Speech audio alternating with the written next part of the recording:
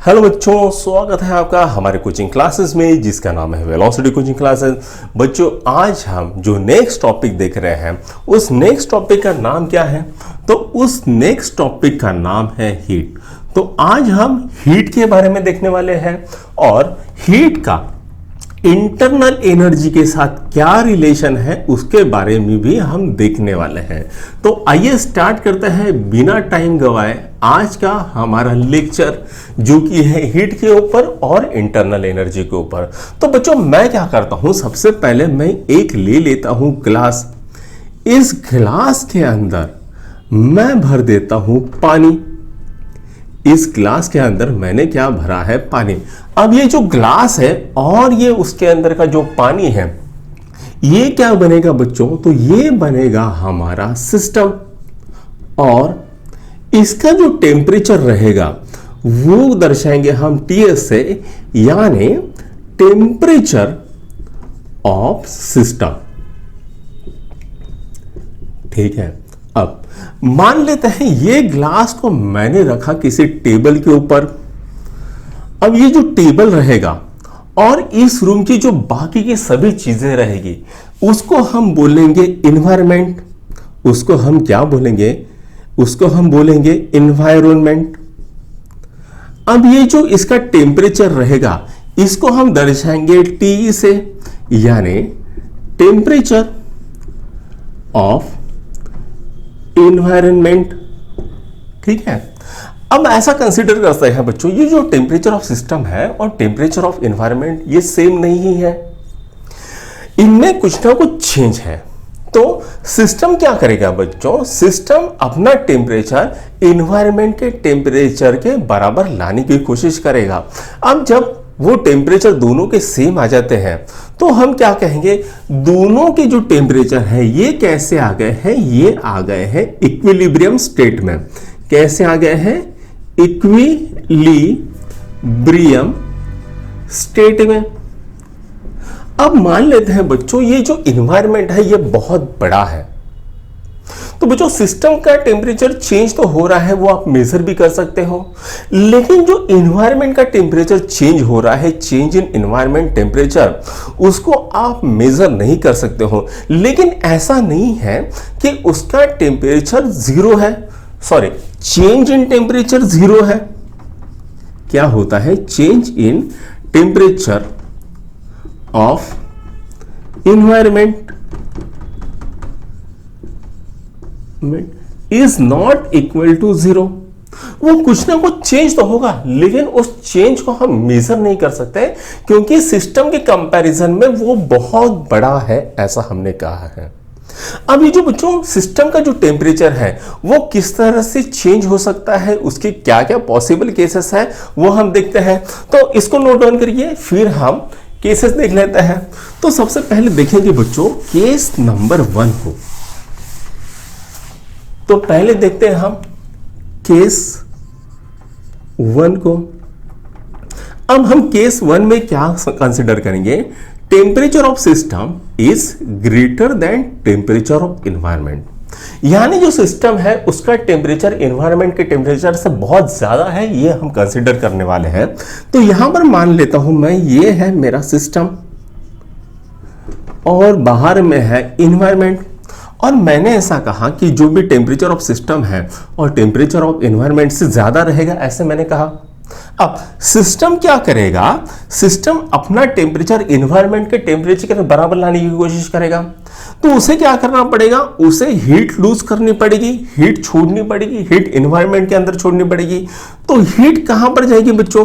Heat system से environment के अंदर जाएगी। और जब भी सिस्टम से इन्वायरमेंट की हीट जाती है तो हम क्या दर्शाते हैं? निगेटिव साइन से दर्शाते हैं। तो हीट क्या हो जाएगी? हीट हो जाएगी निगेटिव। ये तो हो गई बच्चों केस नंबर 1। अब बात करते हैं केस 2 की। अब केस 2 में हम क्या कर रहे हैं? Temperature of system is less than temperature of environment, यानी जो सिस्टम का टेम्परेचर है वो इन्वायरमेंट टेम्परेचर से कम है। तो ये भी फिगर बना लेते हैं। यहां पर ये सिस्टम बना लिया, बाहर में इन्वायरमेंट है।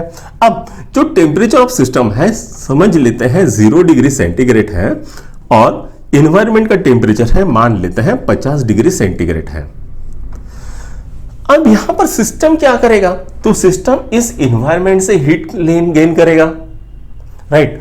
तो ये क्या करेगा, सिस्टम एनवायरनमेंट से हीट गेन करेगा। तो हीट कहां से जा रही है, बाहर से अंदर की तरफ जा रही है, जिसके कारण हम क्या बोलेंगे, हीट को बोलेंगे पॉजिटिव डायरेक्शन में फ्लो हो रही है। तो हीट क्या आएगी, हीट आएगी पॉजिटिव। अब बात करते हैं केस 3 की। तो केस 3 में हम क्या लेते हैं, temperature of system is equal to temperature of environment. यानी सिस्टम का टेम्परेचर और एनवायरनमेंट का टेम्परेचर दोनों सेम है। तो ये बच्चों है सिस्टम और ये है एनवायरनमेंट। अब दोनों का टेम्परेचर सेम है, तो ना तो हीट अंदर से बाहर जाएगी, ना ही हीट बाहर से अंदर आ जाएगी, जिसके कारण हम क्या कहेंगे, जो Q है हमारा हीट फ्लो है वो कैसा है, 0। तो बच्चों इसको नोट डाउन करिए, फिर आगे बढ़ते हैं।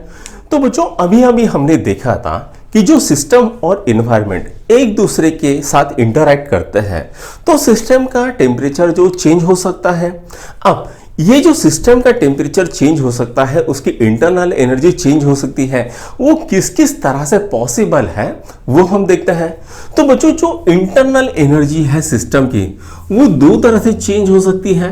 पहली होती है बच्चों हीटिंग से, पहली होती है हीटिंग से, और दूसरी होती है जब सिस्टम के ऊपर कोई वर्क होता है तब। तो यहां पर पहले केस देख लेते हैं हीटिंग की। हीटिंग में देखते हैं केस नंबर 1। तो बच्चों तो मैं क्या करता हूं, एक सिलेंडर ले लेता हूं और सिलेंडर के अंदर भरी है गैस। सिलेंडर के अंदर क्या भरी है, तो गैस भरी है। और यहां पर लगाया मैंने एक movable massless and frictionless piston. अब ये बच्चों मूवेबल, मासलेस और फ्रिक्शनलेस पिस्टन क्यों लगाया है, क्योंकि जब ये मोशन करेगा तो किसी भी प्रकार की हीट लॉस न होने पाए, इसी के कारण हमने यहां पर मूवेबल, मासलेस और फ्रिक्शनलेस पिस्टन ले लिया है। अब हम क्या करते हैं बच्चों, अब हम यहां पर इसे हीट सप्लाई करते हैं।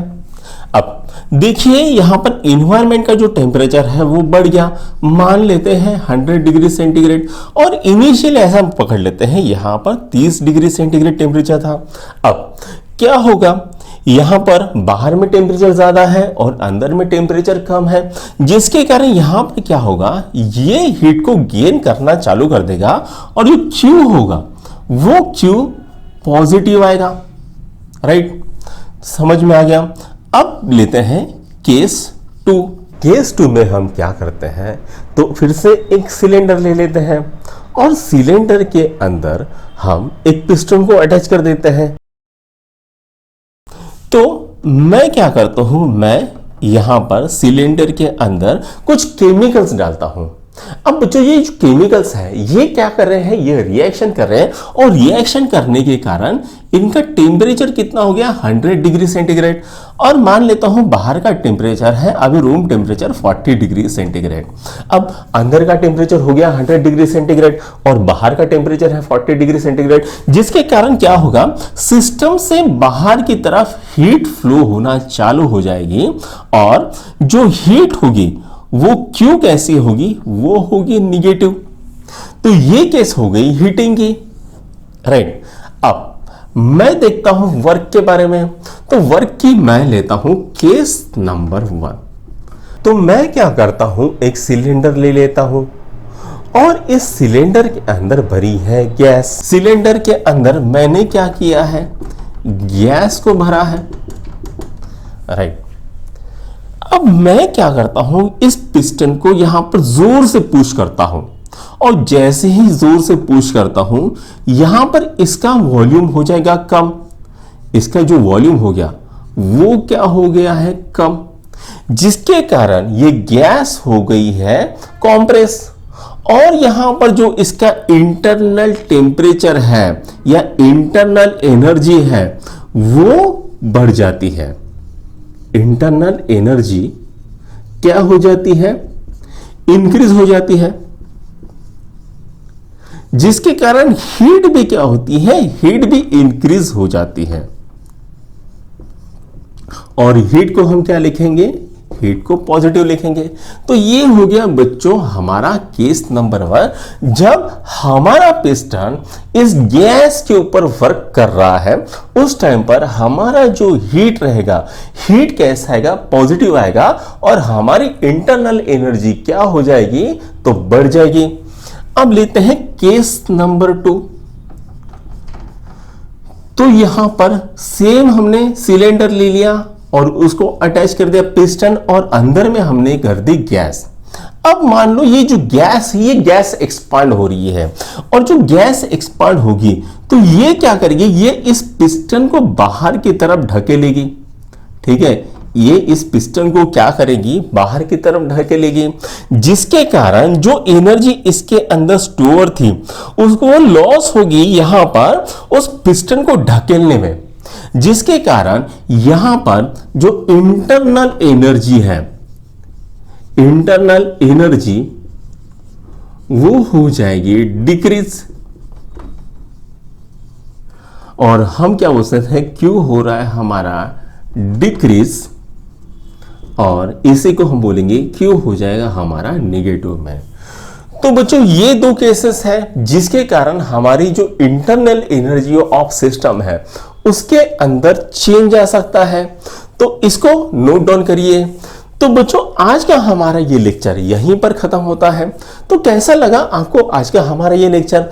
हमें कमेंट बॉक्स में जरूर बताइएगा। अगर आपको ये लेक्चर बहुत पसंद आया तो अपने दोस्तों के साथ भी लाइक, शेयर और सब्सक्राइब कीजिए। और अगर नहीं पसंद आया तो मुझे बताइए किस तरह से मैं इसे और ज्यादा इंप्रूव कर सकता हूं। तो मैं आपसे आज इजाजत लेता हूं। Thank you.